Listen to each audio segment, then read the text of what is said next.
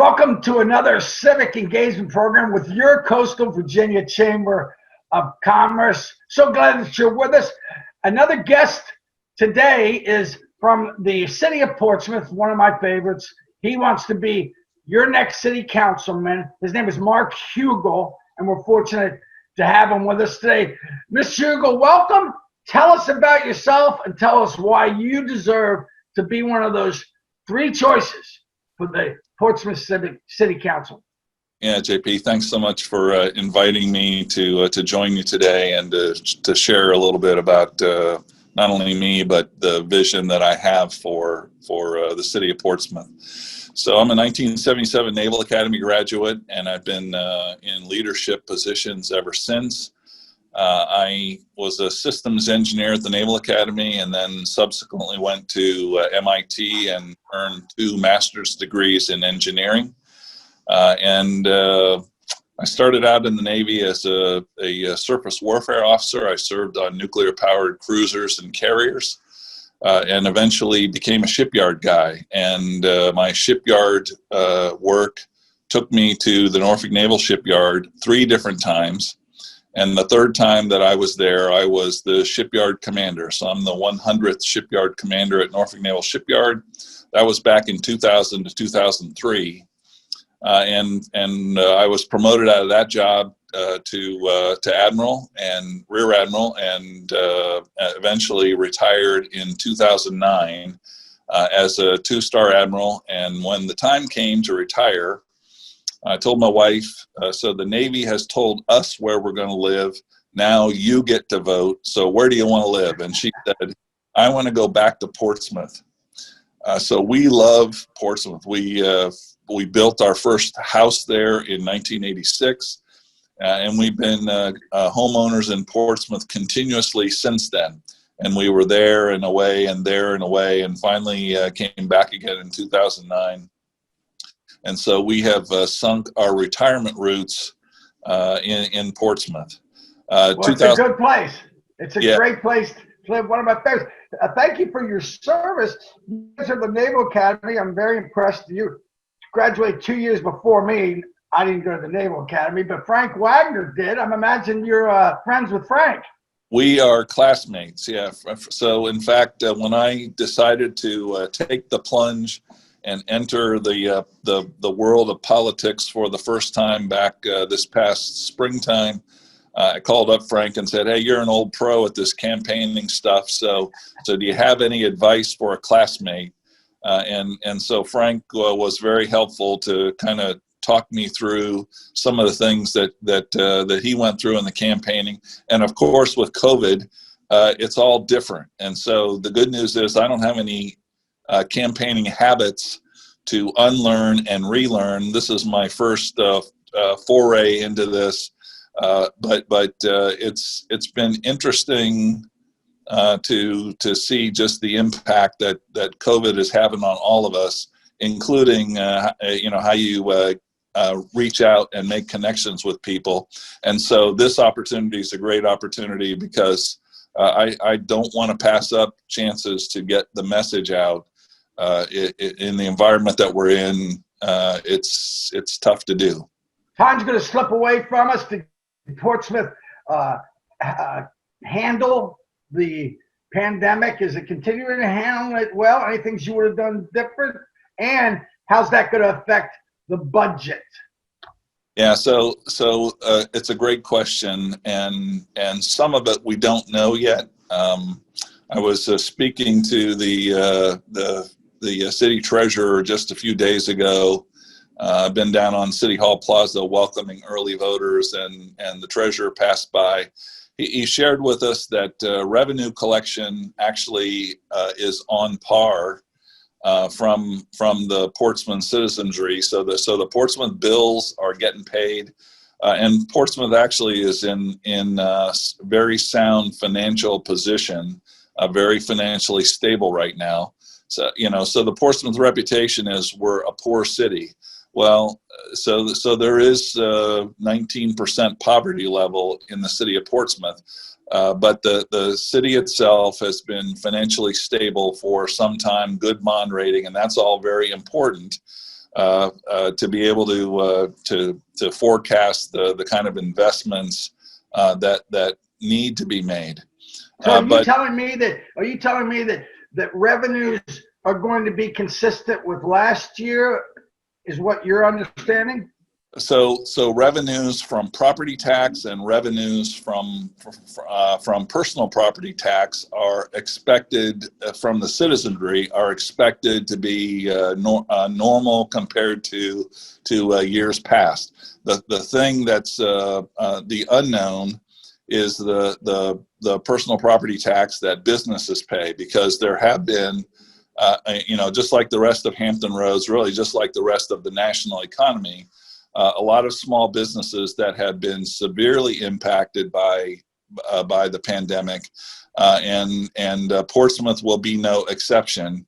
So it's what the piece of the revenue stream that still is a question mark is the business tax revenue.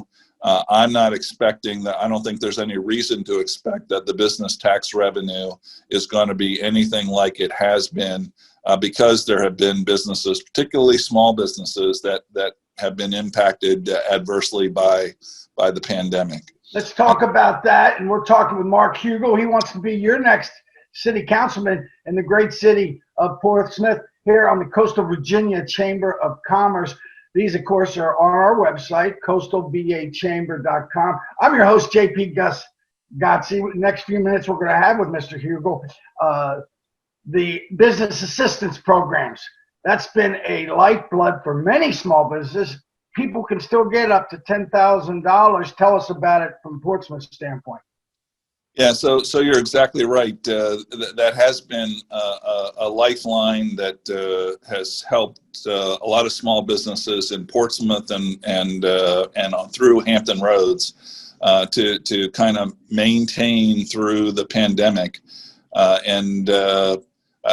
so there's a fair amount of concern out there now because our national leaders are still haggling over, is there more relief available and on the way?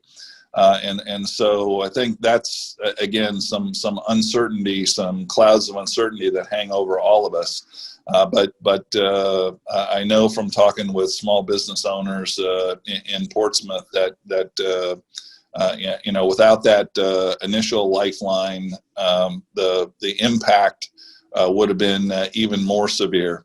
And now, as things have started to open back up, the small businesses, a lot of them were able to use that assistance to weather the storm. And the question, of course, that's on everybody's mind is, as the weather gets colder and the COVID case load starts to pick up again, what's the impact going to be on business? And I think everyone has fingers crossed that the doctors have learned a lot about how to treat COVID, and the rest of us have learned a lot about how to avoid exposure to COVID. And so the message is wash your hands and stay physically distanced. And we can all do our part to keep the economy running by not contributing to the COVID caseload. We hear you. Time's going to slip away from us, and we have plenty of other things. And who knows about COVID? How are they going to tell the difference between that and just a bad case of the flu? None of us have any idea. Yep. Businesses that want to go to a city, open up a new location, and Hampton Roads is so attractive to so many. They want stability at that leadership. They just throw the gorilla on the table. Portsmouth's on the front page of the paper all the time, and unfortunately most of it's not positive. Breaks my heart because I love that city, and the race relations there. Every city has them, but boy, it just seems to be exacerbated, whether that's just the press or whether there's really a higher degree of tension. Both of those, how would you fix those problems? Yeah, so going back to my time at the Naval Academy, I've been in a leadership position for more than 40 years since leaving the Naval Academy. And my message to the Portsmouth voters have been, if you want somebody who is a seasoned leader, not somebody who's going to learn leadership on the job, I think I'm your guy. I've been doing it for a long time. I've learned a lot along the way about situational leadership. And I think, the opportunity to pitch in and help to mend some of the relations in Portsmouth. Hey, so Portsmouth does have a race relations issue.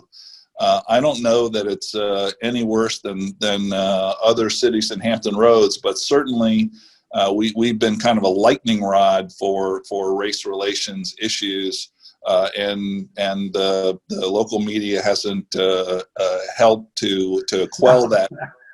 So as you said, being on the front page of the paper isn't normally a good thing, and it certainly hasn't been a good thing for Portsmouth. Now, so every place we go, we get asked the question, well, what can be done? I think, the key to race relations are relationships. I learned as an admiral in the Pentagon, even admirals don't get stuff done in the Pentagon if they don't form relationships with other people and figure out how to collaborate and work together. And I think that's going to be the key to moving forward in the city at the leadership level, figuring out how to work together. Because if you look at the folks who are candidates for city council today in Portsmouth, we all have an economic development piece in our platform. We all have a support the schools piece in our platform. We all have a need for public safety in our platform. Those are issues that we can all come around. The challenge is getting the city leadership to work on those issues in addition to fixing the potholes. And I spent some time doing my homework before I decided to join the race, just going back and reviewing the last 2 years of city council minutes. And what I've seen in city council minutes is a lot of discussion about pothole kind of issues, which have to be taken care of, but ought not to be the dominant feature in city council. So it's time for city council to lead the city. It's a great city. It's a hidden gem in many ways, but we need leadership to work on big things, and not just work on them, but get things done. And that could be a good campaign slogan. I like it. I'm Mark Hugel, and I'm going to be fix the potholes guy candidate. And you can be a winner. On to the big stuff. We speaking about the big stuff, there's a lot of noise about the casino. People are strong on both sides of that, although there's plenty of people that I've interviewed, candidates, that are right in the middle. And so where do you stand? Yeah, so I get it that people are right in the middle, because there are pros and there are cons. So I've done some casino homework, and I'll tell you. So as I share with the voters, hey, we're all going to vote at the referendum. My vote is one vote among everybody's votes, so it doesn't count more, it doesn't count less. I'm intending to vote no for the casino, and I'll tell you why. So the casino means jobs, and we need jobs. That's the upside. The casino also will more than likely stimulate some increase in crime in the area around the casino. It happens that I'm on the Tidewater Community College board representing Portsmouth, and the Portsmouth referendum is aiming to position the casino right next door to the Portsmouth campus of Tidewater Community College. So I don't think it's a good thing to put the casino and the risk that comes with the crime associated with the casino right next door to the Portsmouth Tidewater Community College campus. I've had several people, excuse me for interrupting, but several candidates have mentioned that location, and they seem to be they would be inclined to support it had it not, would it be at another location? So that location seems to be a sticky wicket. Yeah, it is a sticky wicket. And for me, that's the sticky wicket, putting it close to where we have students. Eventually, when COVID clears, students are going to be back on that campus and exposed to additional risk. That's a downer for me. The other downer in my homework on casinos is probably the bigger problem associated with casinos locally is an increase in bankruptcy. And Portsmouth's already a city where we have 19% of the population that lives below the poverty line. We don't need additional opportunities for people who are hoping to strike it rich in the casino to end up going bankrupt and contributing to the already burdensome poverty level that we need to address in the city. I got you. We're rapidly running out of time. Let's talk about the schools very briefly. I don't know if any of the other Hampton Road cities have shut down definitely through the end of the year. Portsmouth has. Obviously, everybody wants kids back in schools. What's your position? Was that a good call? Yeah, so I want to see the kids back in schools, but I want to see the kids back in schools safely. And I get it that the teachers are concerned about the ability to do it safely. I think there's time between now and the end of the calendar year to figure out how to get the kids back in school safely. And I'll give you a couple examples. So the resilience of the community and the resilience of the country has been strained, but actually demonstrated really, really well as a result of this pandemic. In Portsmouth, one of the concerns when kids started online learning from home, not everybody had access to Wi-Fi coverage. And so the school system figured out how to put Wi-Fi routers on school buses and position those school buses in places around the city to ensure that the kids who needed Wi-Fi coverage had Wi-Fi coverage. Awesome. Yeah. That's a great idea. I didn't know that. So we got people who have clever ideas to tackle problems. I want to see the same clever people working to figure out, okay, how do we safely get our kids back in school again? Because that is the best learning environment, but there's some challenges there, and we got to face those challenges so that we're able to do it safely. We just got a couple minutes left. You want to say anything at all about the tolls? Obviously, if you had $1 billion laying around, you could buy that project back. You don't. Portsmouth's been decimated by the tolls. Your thoughts? Yeah, the tolls should be a regional issue, but unfortunately, the piece of the region that was most impacted by the tolls is Portsmouth.